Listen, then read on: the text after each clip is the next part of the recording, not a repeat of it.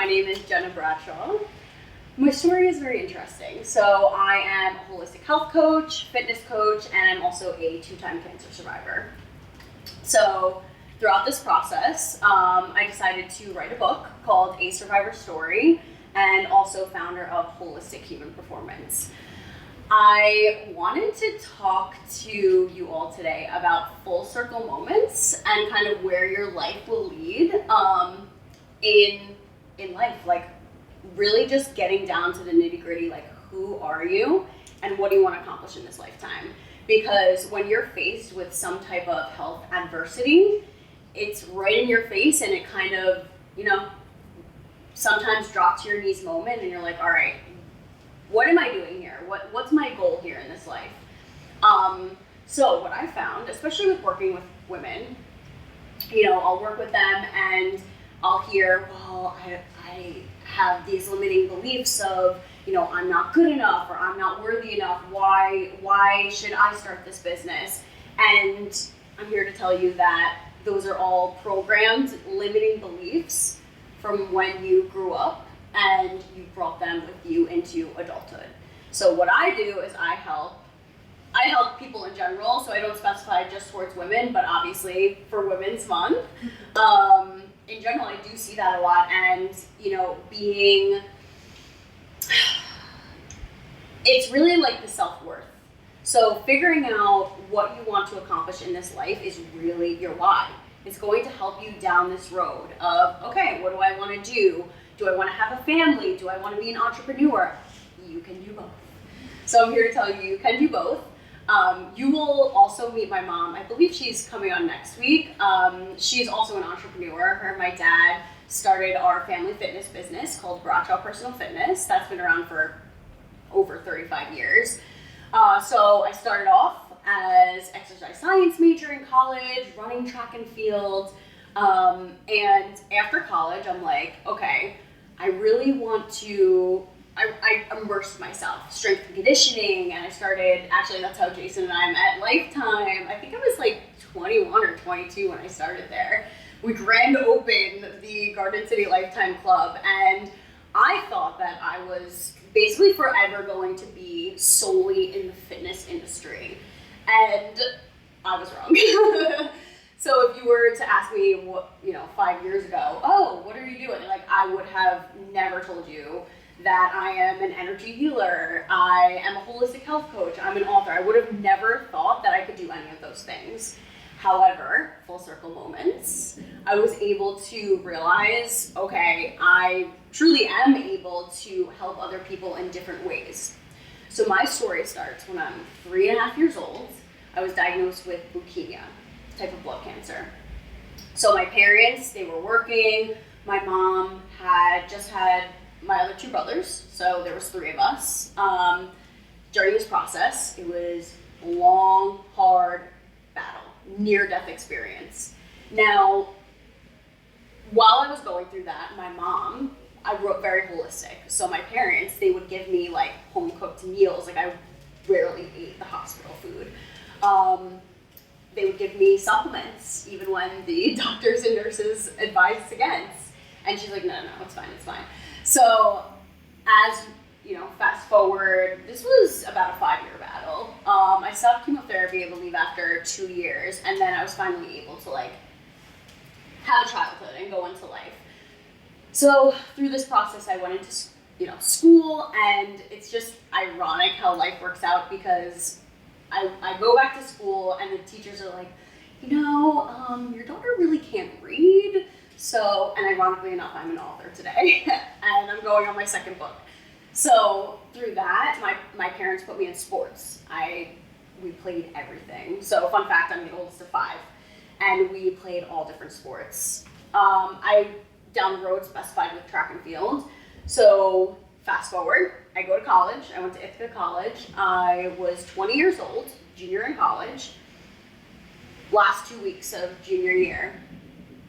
So state championship meet I'm training for, and finals, which was wild. A lot of stress. I was an exercise science major. So I went to the health center I had a migraine. I'm like, okay, something's going on here. I don't want to deal with this right now. I go, she starts feeling all towards my lymph nodes, she gets to my thyroid, and she's like, I don't like what I'm feeling here. And I saw her face change. I'm like, well, what the hell does that mean? So she's like, you need to get a biopsy immediately and you need to go see an ENT. So it ended up being a nodule that was 4.3 centimeters, encapsulated on the left side of my thyroid. It wasn't, and this is also another thing I want to point out, like, pay attention to your bodies. We're in this fast-paced world, and I was strength training and I felt really good, but truthfully, I wasn't really paying attention. I kind of was just like, whatever, having a good time in college. And so went to the ENT, got biopsies. They're like, this looks benign. Never did I think that was going to be cancer, thyroid cancer. You got to get it out anyways because it's too big. I'm like, okay. So I waited till the school year finished up. I was done. I competed, hit personal records. I go back home and I decided there were two different doctors that I was interviewing. I also want to make this point. When you see doctors, you are interviewing the doctor and get more than one option.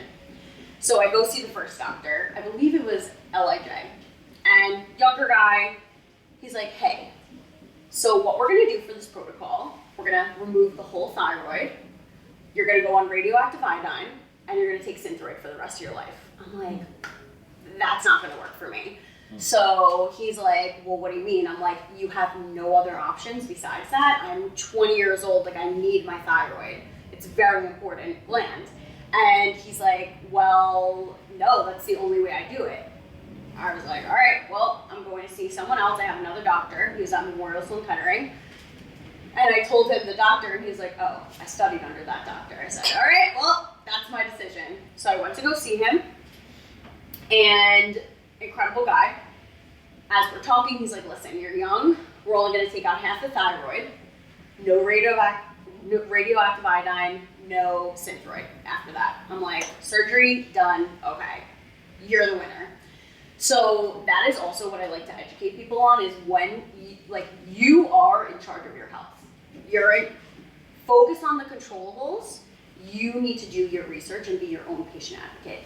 If I had listened to this internal fear that was going on within me and said, okay, take the whole thing out, and I don't know what kind of person I would have been after that.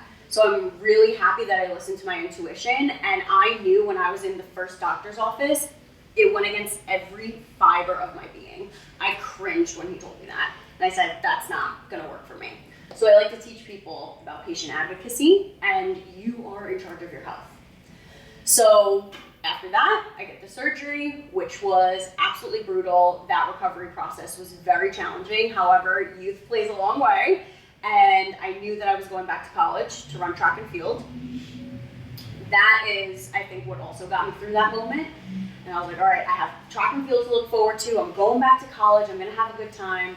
So that healing process, honestly, it took me, I got that surgery in June 2014, in the beginning of June, and by end of August, I was heading back to school. And then I went into training for track and field probably like end of September, beginning of October. So that really helped me.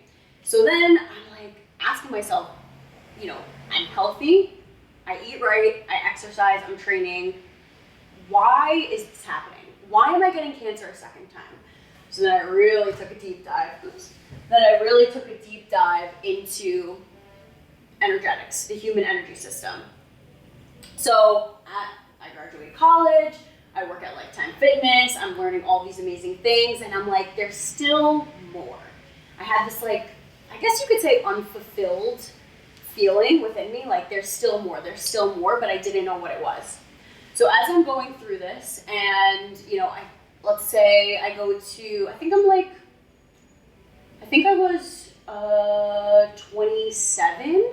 I'm 29 now. 26.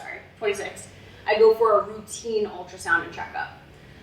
So they start, with the ultrasound, and I can tell that they found something, and I'm like, oh God, what's gonna happen? So after that, they're like, okay, we're gonna send off your results, blah, blah, blah. So then I speak with the doctor maybe like a week later, He's like, all right, so we see something on the left side and we see something on the right side. I'm like, so he goes, we see a nodule on the right side of the thyroid, and we see something like a little bit lower below, where I think it was your collarbone, which was a lymph node. So I'm like, okay, so had to do biopsy again. Thankfully, it turned out that it was scar tissue on the left side, and then on the right side, there is a nodule. However, I'm working on getting rid of that. So with this, that was like my breakthrough moment. And I was like, all right, I gotta change something. So I believe in these moments of adversity, we have to, obviously we're gonna feel the feelings, but it's like, what's gonna be the change of direction? What way am I gonna go that I'm gonna feel my best and also help myself on a healing level? I am all about whole body health and healing, right? We're not just, an arm or a leg, we are a whole energy inside and outside of our body. So as I'm having a breakdown in the car, crying, talking with my best friend, she's like, it's gonna be okay, you're gonna be fine. I had to wait about 4 weeks to get those results from my biopsy. I was beside myself. And in that moment also, it was kind of just like an aha moment where it's like, Jenna, you need to control your emotions. And the more research I did, and it's interesting, in that moment too, it popped into my head, you need to write a book. I'm like, okay. So I literally went to my computer, opened up a Word doc, and just started writing. Throughout that process of writing, I truly, blood, sweat, and tears, but I was healing myself. I was going through those emotions, I was revisiting those memories. Even though they were painful, I felt so much better just to get it out of my energy field and know that there's hope. So a lot of, especially with cancer, there's fear that surrounds it. So I also educate on the fact that you can find inner peace and you can thrive after cancer or any disease. You need to believe that you can heal your body.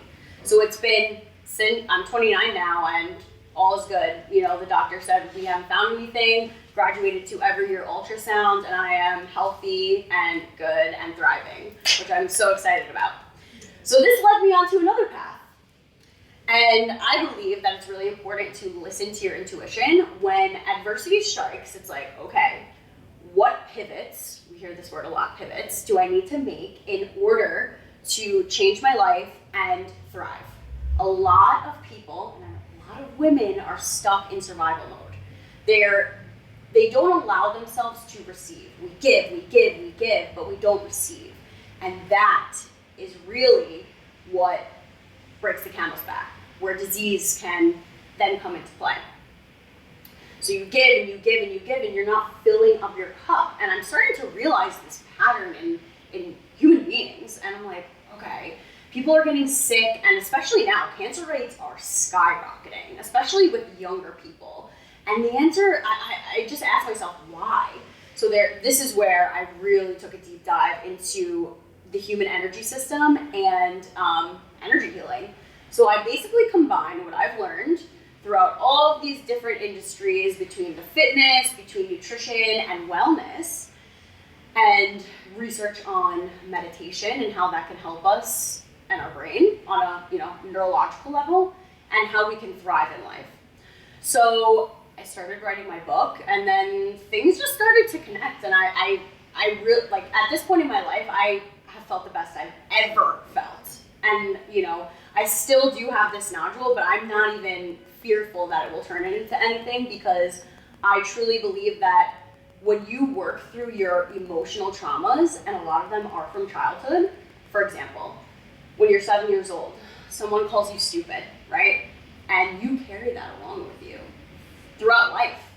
That becomes a personality trait. That personality trait now plays on your epigenetics. What is epigenetics? You have a thought, which provokes a chemical concoction in the body. That chemical concoction in the body creates a physical response in the body. And if you keep that going for a long time, so if you're angry or fearful or anxious, all of these, emotional, these low vibration emotions, that is what plays a role in disease. You create stagnancy in your body, And it starts on an energetic level.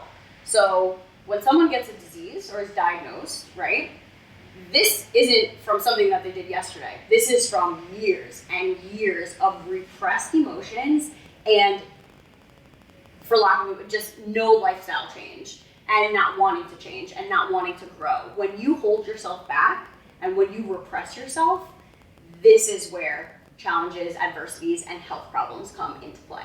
So that's like the aspect that I like to coach on, especially as a holistic health coach. It's not just about the fitness, the nutrition, and the sleep. Those are foundational. These are the things that are non-negotiable.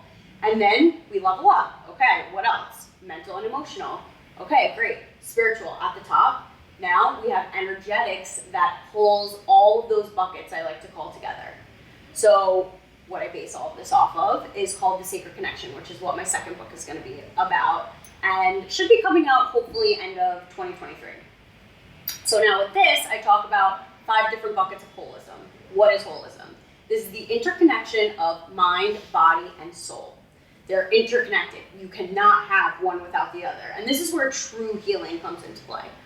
So you have the 5 buckets: mental, physical, emotional, spiritual, and I like to include energetics. You rarely hear energetics as like a 5th edition of holism, but I like to include that.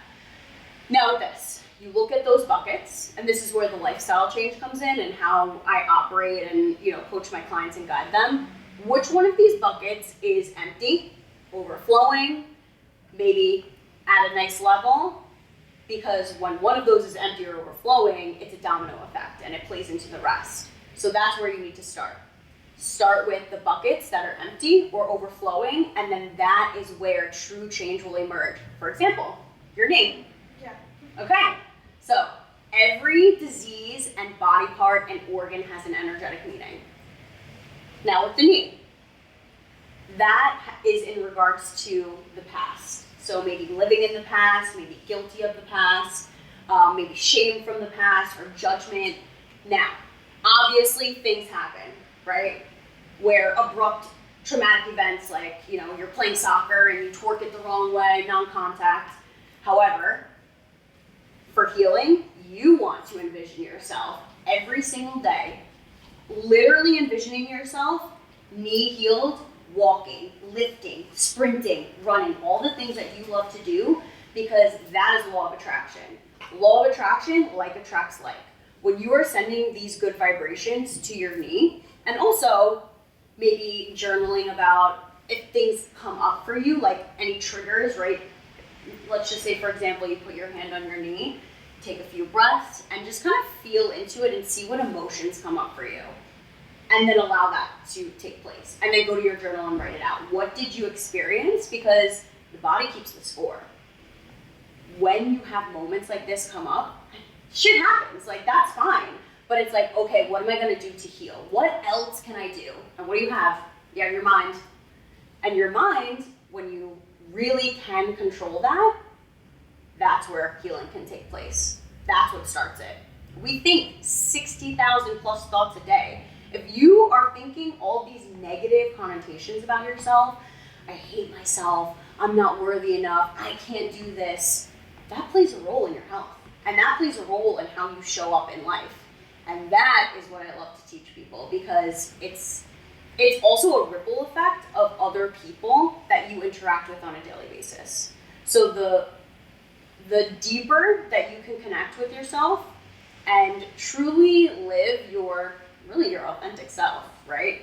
I did not talk about, I spoke about my cancer journey and I did speaking events when I was young, but I truly believe that because I repressed those emotions of anger, guilt, I definitely had survivor's guilt. I mean, when I was one of the only kids to survive at that time when I was in the hospital. So, all those feelings, even when you're young, your body holds on to that. And so I believe throughout the road, okay, boom, thyroid cancer. The thyroid and the throat represents communication with life and how you express yourself. And I wasn't expressing myself. I wasn't, again, I would never think that I would write a whole book about my cancer story. It made me very uncomfortable.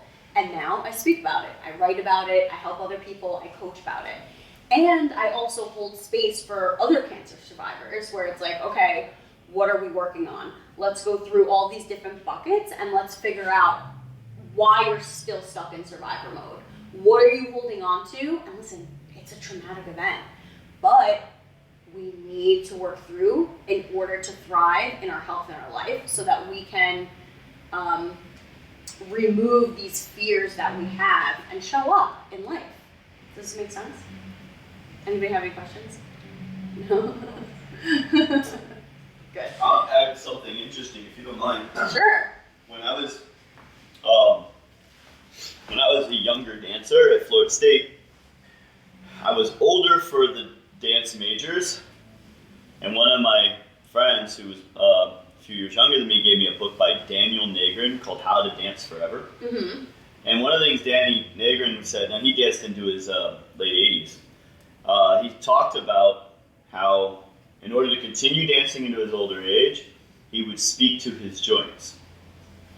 He would talk to his, I mean, I know it sounds weird, maybe a little kooky. I talk to my thyroid nodule. I talk to my thyroid all the time. He would literally say nice things to his knees and talk to his legs and say, to try to, whatever you want to think about it.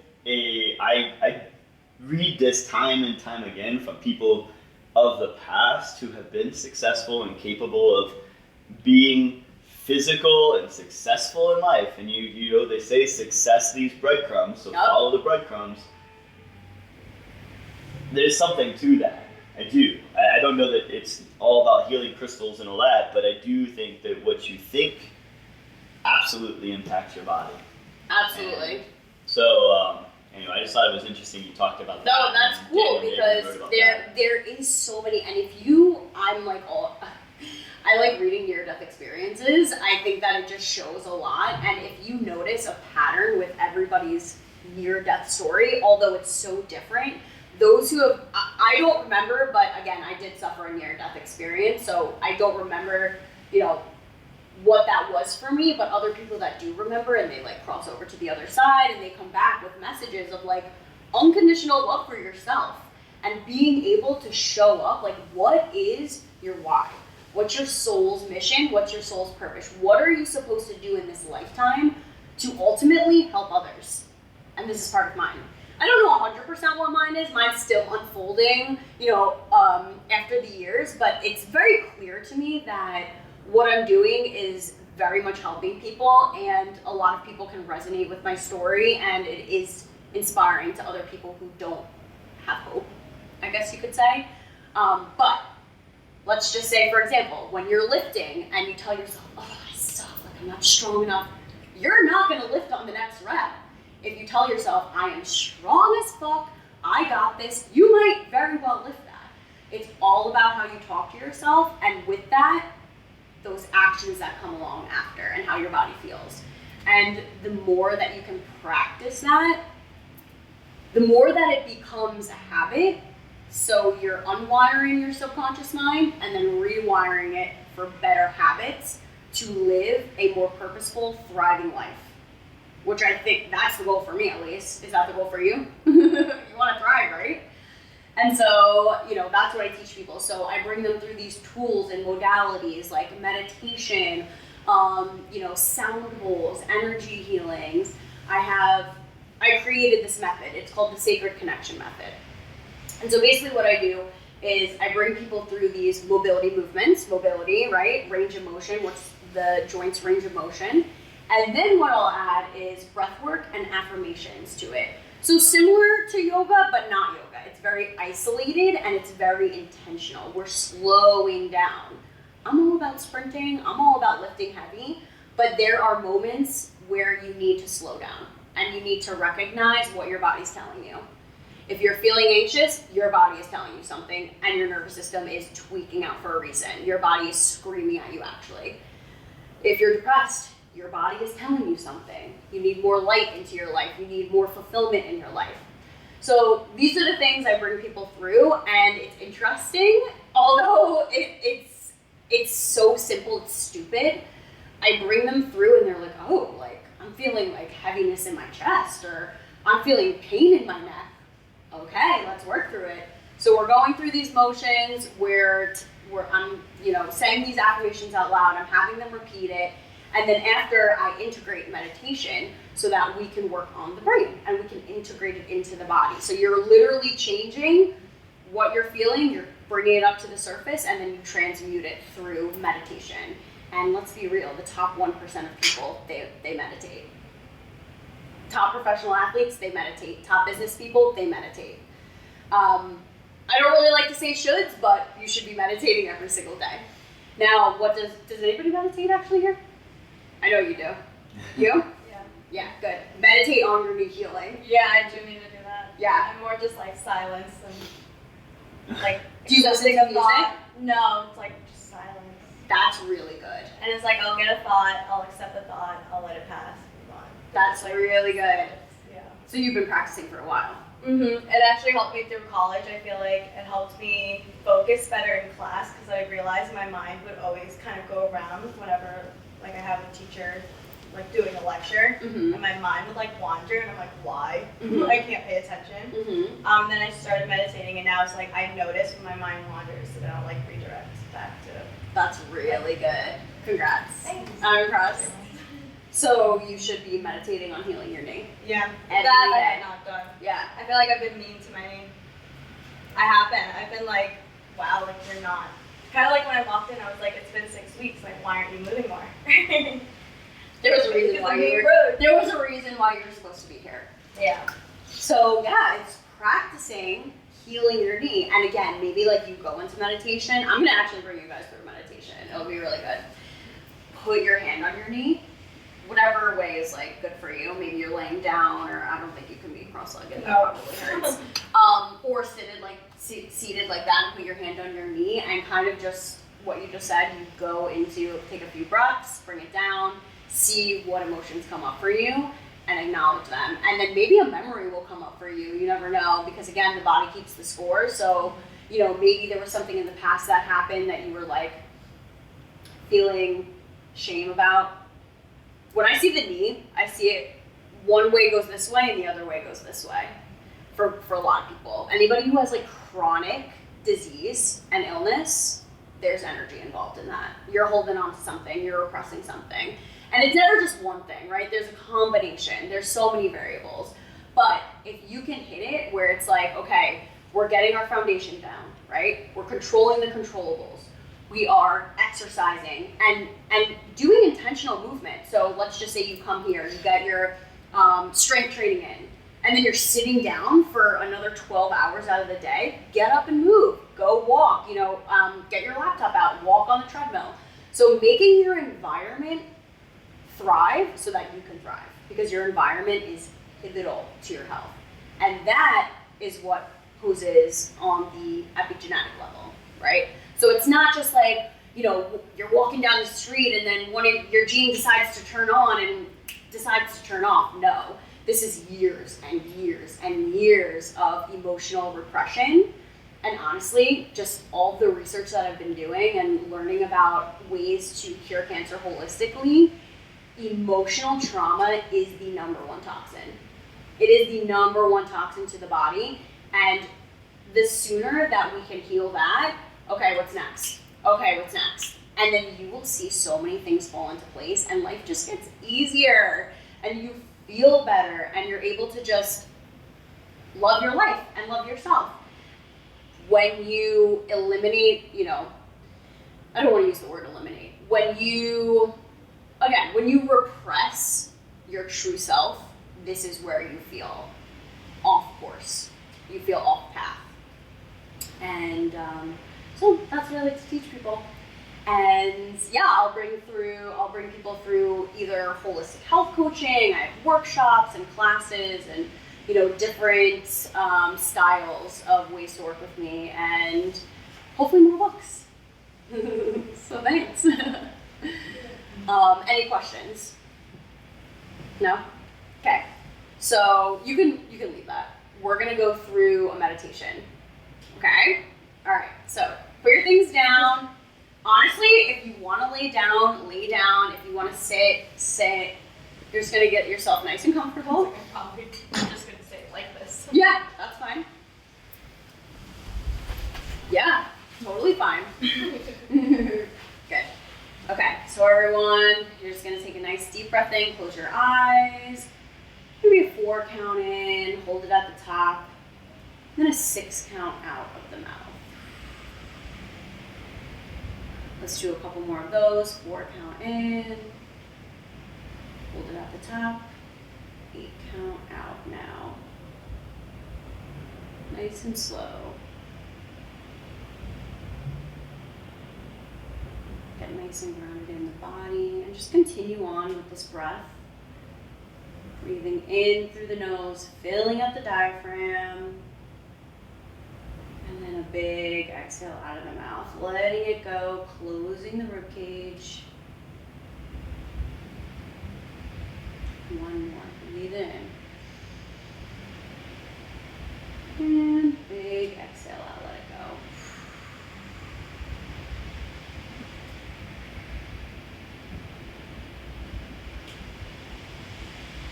And just start to connect with the body, starting at the toes,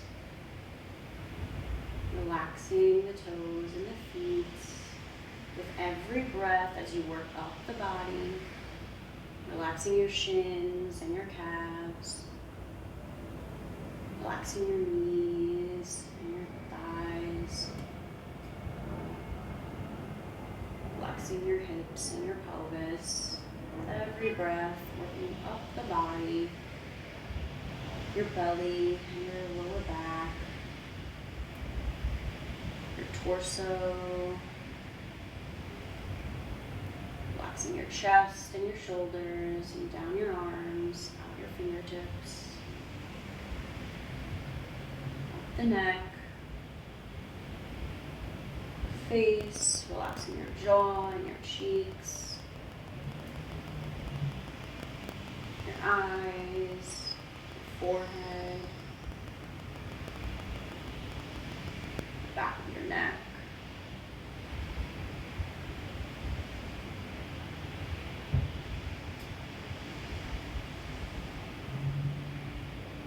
Start to place your hands on any part of your body that you're feeling discomfort or tension. And if you're not able to, that's fine. Just think about that area. I want you to start sending breath through that area. And allow whatever feelings that are coming up, allow them to surface. Maybe you're feeling rigid with life, or tension with yourself. Sending breath through the area.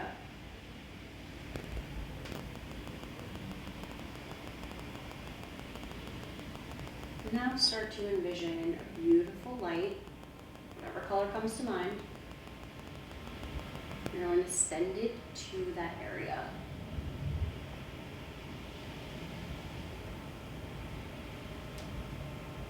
And the light starts to absorb whatever negative feelings or emotions are there.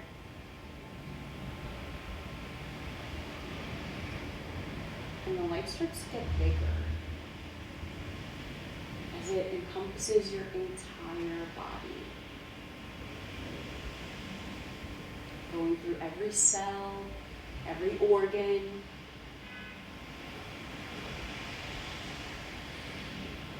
joint and muscle.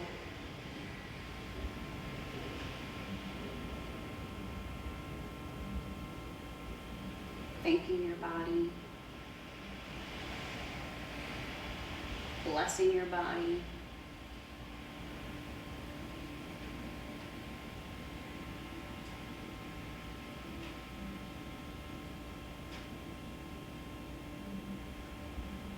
Now start to envision yourself in a beautiful open field. Maybe there's wildflowers, maybe you're on a cliff. You're barefoot in the ground. You feel the grass. You feel the warm sun on your skin, the breeze through your hair, on your skin. start to envision roots growing out of the bottom of your feet, through all the layers of the earth, as it works its way down to the center of Earth's core. You envision this beautiful light, whatever color comes to mind, as your roots start to wrap around this light.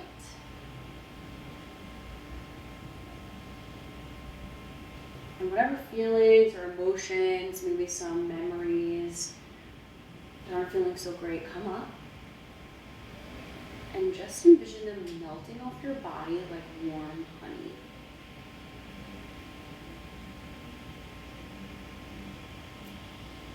Going down, back to the roots as muck and grime, going through all of the layers. Back down into this light to be transmuted.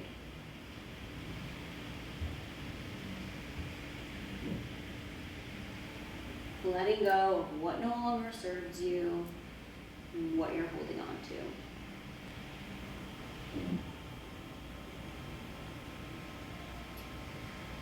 And just pulling up that light with every breath back up to the body, through the roots, with each breath going through your feet and your ankles, your knees, your thighs, enhancing your whole being, clearing, cleansing, and purifying up your hips, and your torso, your chest,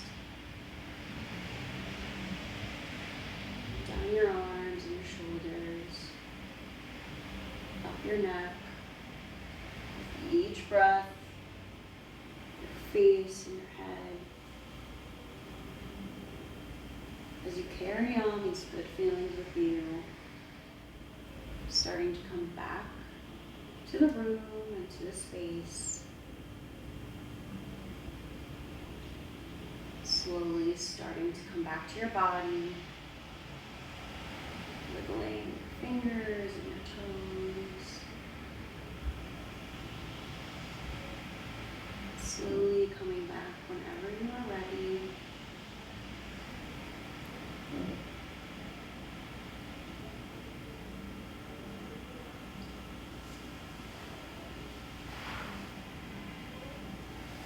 Good job.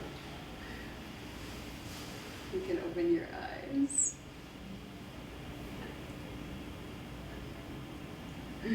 Good job. How are you guys? How do you feel? Relaxed.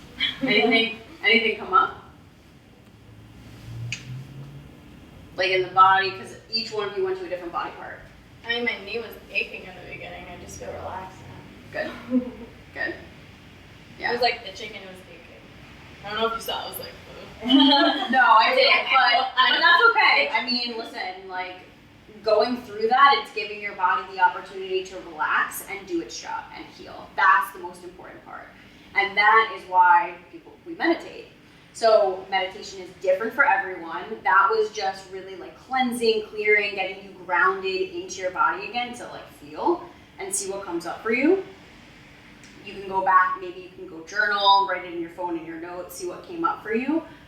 But meditation is different for everyone. So sometimes I'll do like an active meditation where I'll go walking and I'll listen to something, or I'll do breath work while I'm walking.